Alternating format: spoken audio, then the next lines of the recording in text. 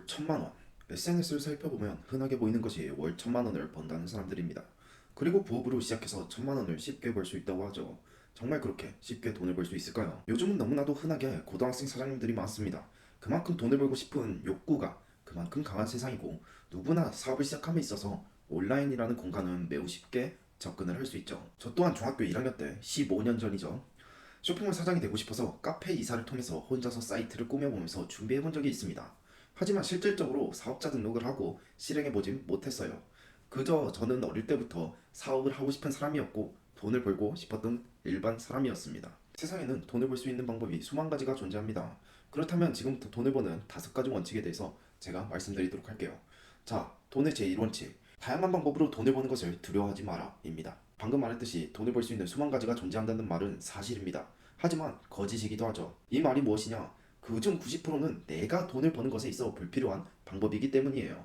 많은 예비 사업가 또는 사업을 하는 사람들이 생겨났지만, 그들의 문제점 중 하나가 돈을 버는 것에 있어서 단 한 가지 방법에만 집중한다는 거죠. 그렇다고 해서 끈기 있게 한 가지에 집중하는 것이 안 좋다는 얘기가 아닙니다. 이 말의 핵심은 사람마다의 개성이 각기 다르기 때문에 한 가지 방법이 맞는 사람이 있고, 또는 두 가지, 세 가지 방법을 함께 하는 사람이 있다는 거죠. 현재 저 또한 광고 대행사, 구글 애드센스, NFT, 그리고 엑시트 아카데미까지 총 4가지를 통해 돈을 벌고 있습니다.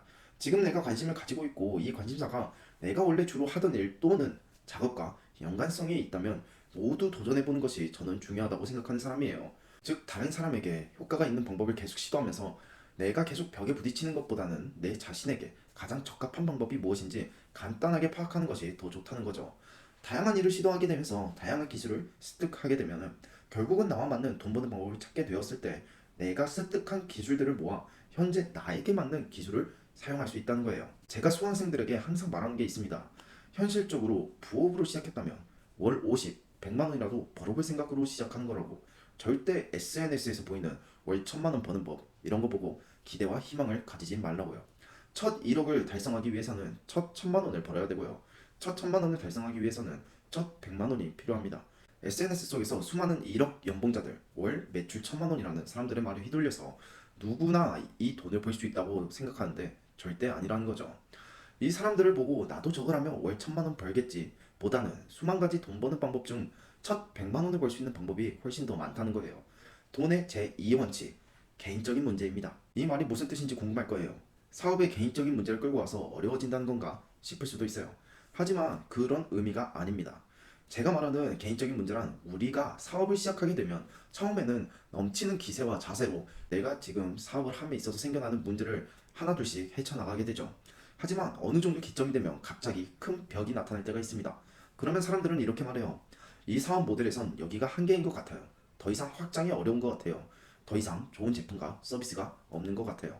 하지만 실제로 위와 같은 문제가 아니라는 거죠. 벽을 만나는 것에는. 사업을 함에 있어서 벽이 생기는 이유는 바로 개인적인 문제, 즉 내 자신이 가지고 있다는 거예요.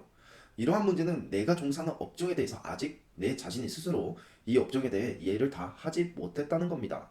사업을 시작할 때 우리는 홀로 시작하거나 또는 2명, 3명이서 동업을 통해서 사업을 시작하기도 하죠. 하지만 여러분 앞에 갑작스러운 벽이 생긴다는 것은 현재 혼자서 하던 사업 방식이 또는 2명, 3명이서 함께 동업하며 운영해오던 사업 방식이 더 큰 사업으로 성장함에 있어서 더 이상 이 방식이 통하지 않는다는 뜻이에요. 즉, 사업을 운영하는 것에 있어 제대로 된 시스템을 구축해야 할 타이밍이라는 거죠. 여러분 자신이 바뀌는 것보다 어떻게 운영을 해야 이 사업이 조금 더 커질 수 있을지에 대해서 사업 운영 방식을 개조해야 된다는 겁니다. 자, 그렇다면 돈의 제3원칙 시작하기에 앞서서 한 가지 말씀드릴게요. 돈의 제3원칙이 무엇인지 궁금하실 거예요.